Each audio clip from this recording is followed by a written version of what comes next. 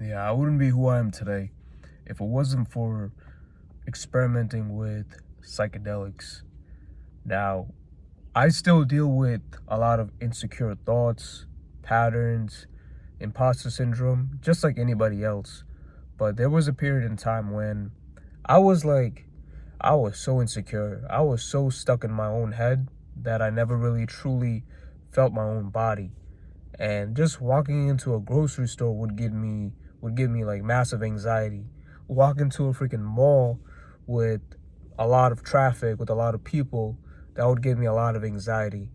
But then when in conjunction with like working out, doing meditation, and doing journaling, that sort of thing, psychedelics really enhanced a part of me that was shut down for a long time. It opened up a part of me that just stopped giving a fuck.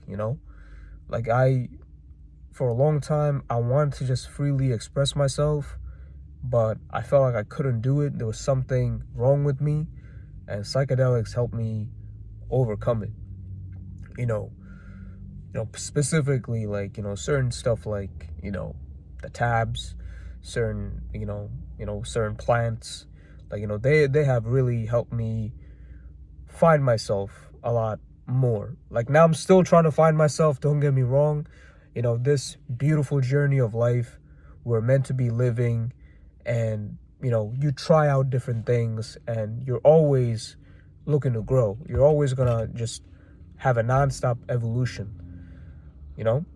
But one of the things that it really helped me change was becoming more confident in myself, becoming more just relaxed in my own skin, because I did not like my own skin.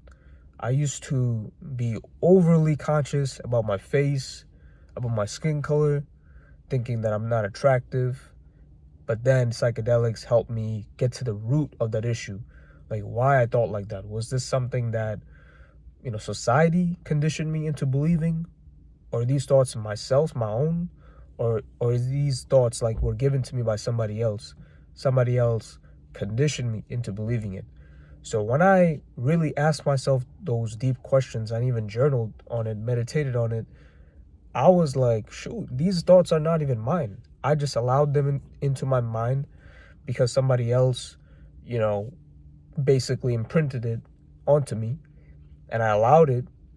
So now, as I no longer allow it, I choose not to like associate myself with it. I realize that I'm way more valuable than that. It's that insecurity slowly went away, like within just overnight, and I'm like, I found myself to be way more attractive when I truly accepted myself. Now, I have those moments. I have those moments still where, I'll keep it raw with you. I have those days where it's just I don't feel good enough. I don't think I'm all that. You know what I'm saying? Like, I'm a human being, our emotions are always changing depending on, the stress levels we're taking, you know, depending on, how much, rest we're having, diet, etc. Like, all those things play into factor into how you see yourself one way or another. Like, if you like, you can't outdo a bad diet. You can't outdo a bad lifestyle, because those will feed bad thoughts into your mind. Bad foods, bad posture, bad lifestyle habits, that will feed bad things into your mind, which will lead to, like, bad self-esteem and how you see yourself. It's it's important that we do our best to take care of ourselves, and really, because life is short. Life is short. None of this stuff is not gonna matter at the end of the day.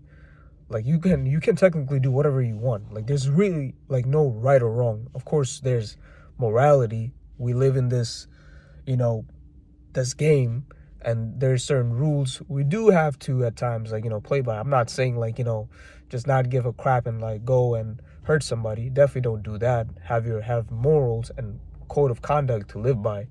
But ultimately, just do your best. Live your best. Do good. Feed your soul. Doing good to others, that's going to feed your soul even more, and just become the best version that you can possibly be. You know what I'm saying? But that's all I got right now. I'll catch you on the next one.